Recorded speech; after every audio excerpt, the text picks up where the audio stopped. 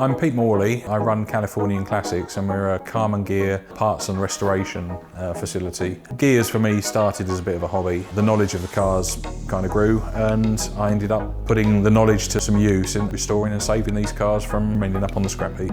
Restoration, parts, servicing, repairs, it could be anything from custom brings in a car to us and wants a complete restoration. Every last nut and bolt off the car, every last bit of rust, cut out, blasted.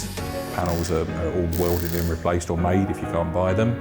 And then it goes through a very tight paint process, over 300 hours going just to body prep alone. Other customers want them to be more in line with today's traffic, so we might uprate brakes, put a bigger engine in.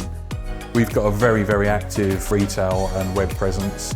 We probably hold the largest stock of Karmann Ghia specific parts in Europe, I would think. We've got a CNC plasma table that we use to manufacture new metal parts and panels, a series of 3D printers. We're even redeveloping stuff that hasn't been around since the 50s. There's an awful lot of cars out there that you can't get bits for, and we kind of fill the void.